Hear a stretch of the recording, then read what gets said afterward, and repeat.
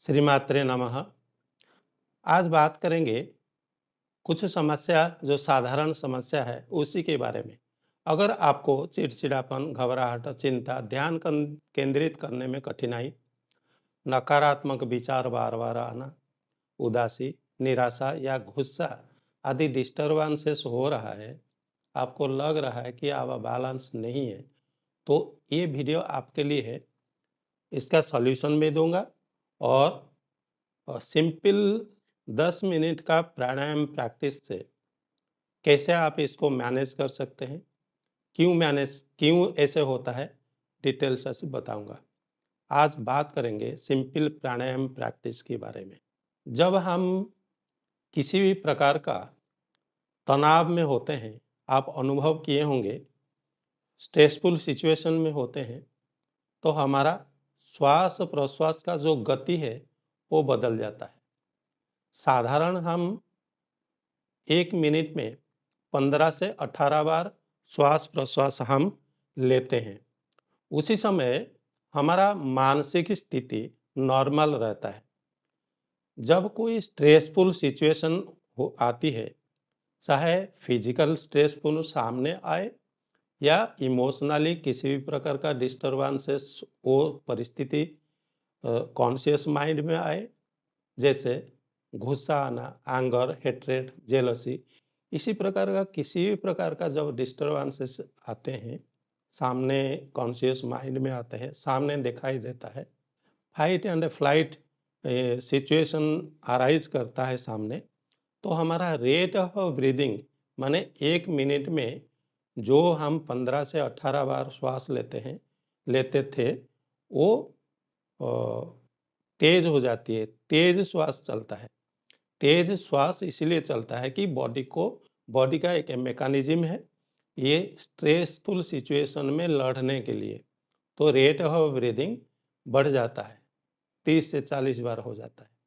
और जब हम रिलैक्स स्टेट में रहते हैं, जैसे टीवी देख रहे हैं, रात को सो रहे हैं या मेडिटेशन प्रैक्टिस कर रहे हैं, उसी समय हमारा रेट ऑफ ब्रीदिंग 1 मिनट में श्वास प्रश्वास 10-12 बार श्वास प्रश्वास लेते हैं। उसी समय हम रिलैक्स मोड में रहते हैं, हीलिंग मोड में रहते हैं। योग शास्त्र ये बताता है कि हमारा जो मन है, हमारा मन के साथ प्राण का गहरा संबंध है। जिसे जैसे प्राण धीमी चलेगी, मन उस प्रकार का शांत होगी। मन को कंट्रोल करने के लिए हमारा पास डायरेक्ट कोई इंस्ट्रूमेंट नहीं है, तो मन को कंट्रोल करने के लिए, मन को रेगुलेट करने के लिए प्राण का रेगुलेट करना जरूरी होता है। प्राण को रेगुलेट करेंगे तो मन रेगुलेट होगा। प्राण जो है, ये जो श्वास और प्रश्वास, ये प्राण नहीं है। ब्रीदिंग हमारा लाइफ फोर्स नहीं है। ब्रीदिंग एक मैकेनिज्म है। ब्रीदिंग बहुत क्लोजली कनेक्टेड है प्राण के साथ। ब्रीदिंग कैरी करता है, एक कैरियर है जो प्राण को कैरी करता है और एंटायर सिस्टम में उसको फैलाता है। तो ब्रीदिंग, श्वास प्रश्वास ही प्राण का कैरियर है।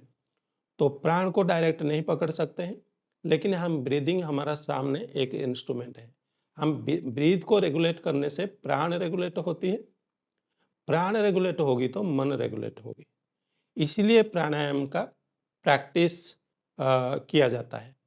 प्राणायाम में क्या होता है, जब हम प्राणायाम प्रैक्टिस करते हैं, जैसे किसी भी प्रकार का आप प्राणायाम प्रैक्टिस कर रहे हैं, पहले हम लंबी, गहरी और फुल योगिक ब्रीदिंग के साथ श्वास लेते हैं और श्वास छोड़ते हैं।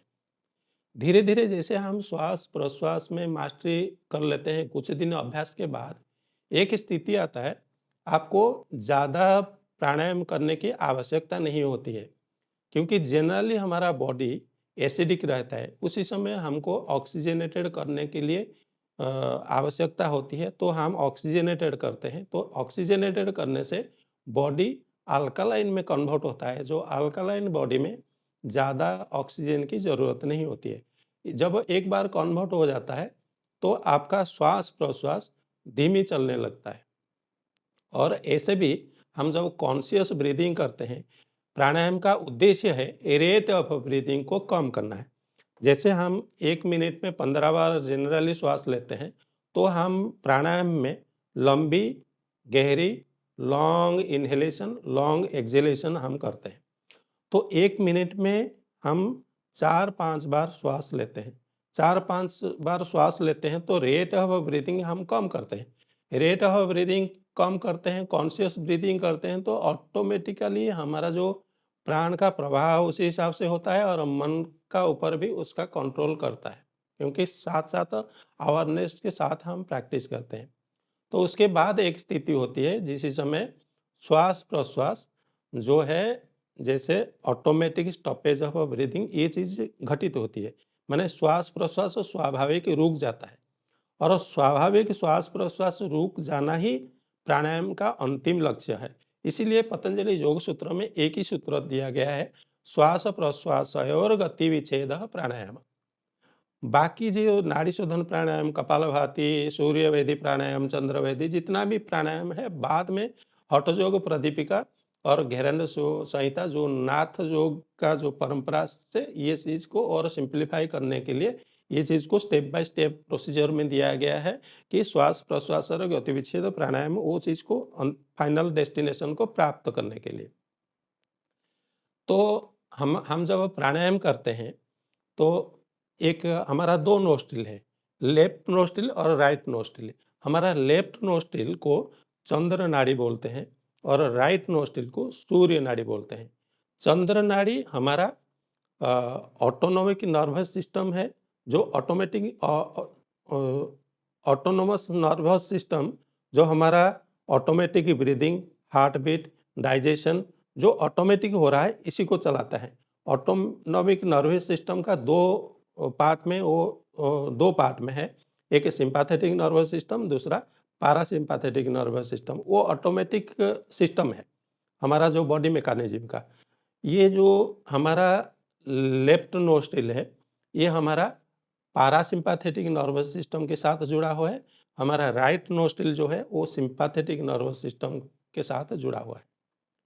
तो हमारा जो right nostril sympathetic nervous system के साथ जुड़ा हुआ है, इसका काम है जब भी स्ट्रेसफुल सिचुएशन आता है, बॉडी ऑटोमेटिक एडजस्ट करता है, fight fight, flight and freeze, लड़ो, भागो या छुप जाओ। ये सिचुएशन में लड़ने के लिए हमको heart beat, rate of breathing तेज़ी चाहिए। हार्ट बीट, हार्ट पंप करेगा, ग्लूकोज लेवल बढ़ेगा, स्ट्रेसफुल सिचुएशन इसीलिए चाहिए कि बॉडी मैकेनिज्म ज़्यादा ग्लूकोज चाहिए, तो एनर्जी चाहिए। इसी समय एनर्जी का जो कंजप्शन है, ज़्यादा है इसीलिए राइट नोस्ट्रिल चलता है। इसी समय हमारा सिम्पैथेटिक नर्वस सिस्टम और राइट नोस्ट्रिल तेज़ चलता है और उसी परिस्थिति से आने के बाद भी रिलैक्स में जाएँगे और जिस समय भी हम रिलैक्सेशन स्टेज में जाते हैं या हीलिंग मोड में जाते हैं, ये स्ट्रेसफुल सिचुएशन में लड़ने के लिए एनर्जी चाहिए इसीलिए हमको हीलिंग मोड में जाना होता है। जब हम सिम्पैथेटिक नर्वस सिस्टम हमारा लेफ्ट नोस्ट्रिल जो चंद्र नाड़ी का एक्टिवेट करते हैं, तो पैरासिम्पैथेटिक नर्वस सिस्टम एक्टिवेट होता है। उसी समय हम रिलैक्स और हीलिंग मोड में चले जाते हैं। तो अल्टरनेटिव नोस्ट्रिल जब हम ब्रीदिंग करते हैं, नाड़ी शोधन प्राणायाम करते हैं, लेफ्ट से लेते हैं या राइट से लेते हैं, जैसे भी आप करते हैं। लेफ्ट से लेते हैं, फिर राइट में छोड़ते हैं, राइट नोस्ट्रिल में, फिर राइट से लेते हैं, फिर लेफ्ट नोस्ट्रिल से श्वास को छोड़ते हैं। इसी प्रकार का जब हम प्राणायाम प्रैक्टिस नाड़ी शोधन प्राणायाम करते हैं, तो ये सिम्पैथेटिक नर्वस सिस्टम और पैरासिम्पैथेटिक नर्वस सिस्टम दोनों को बैलेंस बनाते हैं। दोनों जब बैलेंस बनते हैं, तो ये माइंड बैलेंस में रहता है। माइंड एक बैलेंस स्टेट में रहता है क्योंकि हमारा पैरासिम्पैथेटिक और सिम्पैथेटिक नर्वस सिस्टम वो बैलेंस में आता है।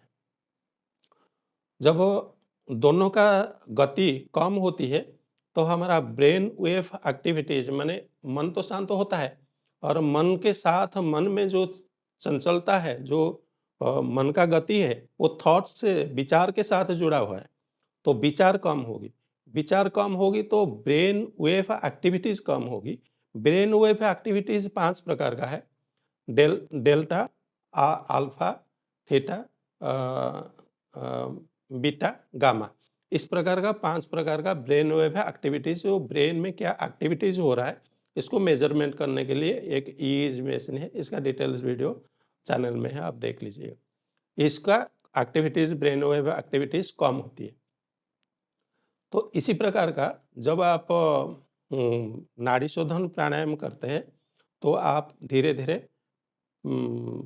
रेट ऑफ ब्रीदिंग को कम करते हैं, सिंपैथेटिक पैरासिम्पैथेटिक नर्व सिस्टम का एक्टिविटीज़ कम करते हैं और आप बैलेंस बनाते हैं दोनों के बीच में। बैलेंस बनाने के बाद फिर एक स्थिति आती है कि जो जिस समय आपका प्राण बहुत कम धीमी चलता है और फिर प्राण धीमी चलता है तो मन धीमी चलता है, मन काबू में आता है। आप विजुअलाइज कर पाते हैं अपना मन को, थॉट को, बॉडी को, वो सामर्थ्य आ जाता है। और दूसरी बात है, जिस समय आपको लो फील होता है, लो फील होता है मतलब क्या है, आप माने लेथार्जी महसूस होता है, उसी समय आपको एनर्जी चाहिए। उसी समय क्या करना है, लेफ्ट नोस्ट्रिल को बंद करना है, राइट नोस्ट्रिल को खोल के, इसको बोलते हैं सूर्यभेदी प्राणायाम या सूर्यभेदी कपालभाति। इसी को आप थोड़ी समय कर लेंगे तो ये राइट नोस्ट्रिल आपका एक्टिवेट हो जाएगा। राइट नोस्ट्रिल एक्टिवेट होगा तो आप बहुत एक्टिव हो जाएंगे। तो और जिस समय आपको बहुत चिंता घबराहट ज़्यादा है तो आपको उसी समय रिलैक्स और हीलिंग मोड में आप जाना चाह रहे हैं, आपका सिस्टम चाह रहा है। उसी समय राइट नोस्ट्रिल को बंद कीजिए, केवल लेफ्ट नोस्ट्रिल से श्वास को लीजिए, गहरी लंबी श्वास लीजिए, गहरी लंबी श्वास छोड़िए लेफ्ट नोस्ट्रिल में। आप देखेंगे कुछ ही समय 10-12 बार करने के बाद वो मन शांत हो जाएगा। इसी प्रकार का जिसी प्रकार का सिचुएशन मानसिक स्थिति है, इसी प्रकार का जो परिस्थिति बनता है, सिंपल प्राणायाम प्रैक्टिस से भी आप ये आपका स्ट्रेस एंजाइटी से आप इसको मैनेज कर सकते हैं। लगता है बहुत छोटी है चीज़ें, लेकिन ये इसका इतना प्रभाव है। आप जितना भी स्पिरिचुअल प्रैक्टिस देखेंगे, चाहे आप संध्या वंदन में देखेंगे, प्राणायाम का विधान हर जगह में दिया है। प्राणायाम का प्रैक्टिस आप कीजिए। आप कुछ ही दिन प्रैक्टिस में, 1 सप्ताह में आप जिस ही दिन प्रैक्टिस करेंगे उसी दिन आप डिफरेंस फ़ील कर पाएँगे कि कितना ये प्रभावशाली है। आज के लिए इतना ही। आशा है आप लोग प्रैक्टिस करेंगे।